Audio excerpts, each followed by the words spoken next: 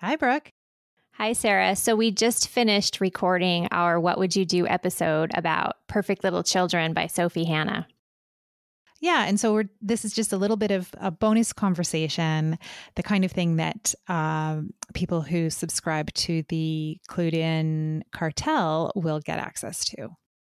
Yeah, this is something we typically do after every episode. And so sometimes we'll share these conversations with you. Typically, when I read a book, I don't look at Goodreads until afterwards to see what the reviews are. And that's how I approached this book. And the reviews were pretty polarizing. There were people who either really liked it or really did not like it. Mm-hmm. Yeah, I'm the same as you. I try not to look at other people's opinions before. And I will also say that this is the first psychological thriller by Sophie Hannah that I've read. I've read some of her, she does Poirot, right? Yes. Yeah, that's right. I've read one of her Poirots, and I think that's it, but she's somebody, obviously, who's been on my radar and like, I need to read something by her. And so I was really, really looking forward to it. And I was a little surprised because it was one of those kind of crazy plot stories. And I will say that I wasn't expecting that. So I'm with you. I had read a couple of the books that she's written as continuations of the Poirot series. And this was the first of her books that I've read. And I think I'll definitely read another because I liked the book. I would, I'm not sure that I would say that it was my absolute favorite read of the year, but it was definitely something that I liked and I would read another.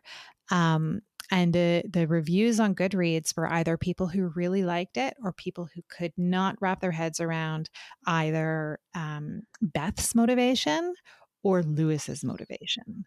Mm-hmm, mm-hmm. And I can see both of those points, especially, the explanation of what Lewis and Flora were up to was a little contrived, but it was also satisfying because, we'd been spending all these pages wondering what in the world is going on. So we finally did get satisfaction that way. One thing I think, and I said this in the episode, that Sophie Hannah did really well was her characterization.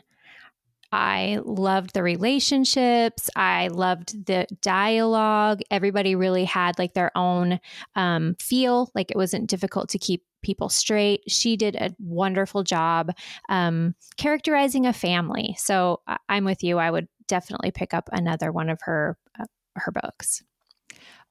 I agree with you with the exception of Ben, who is her son, who really doesn't appear in the book. He's the device that gets her to the neighborhood where she sees her friend, but then he's not present for any of the other conversations that she has with her husband and her daughter. That is a great point. I forgot. I didn't realize that Ben disappears, but he does.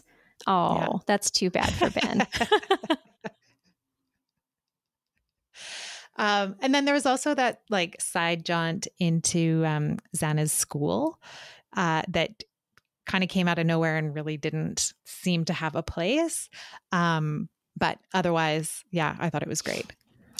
I really paid attention on my second reading because I wanted there to be a reason for that trip to Xana's school. Like, okay, what does this add to the plot, or what do we learn about Xana that's important or something? And I couldn't find it. So I'm not sure why that. And, I saw that in some of the reviews as well, that readers were surprised by that and weren't sure what that was for. Anyway, I look forward to reading another book by Sophie Hannah at some point in the future and doing another What Would You Do another time for sure. Absolutely. It was great fun. Clued In Mystery is produced by Brooke Peterson and Sarah M. Stephen. Music is by Shane Ivers at silvermansound.com. Visit us online at cluedinmystery.com or social media at Clued In Mystery. If you liked what you heard, please consider subscribing, leaving a review, or telling your friends.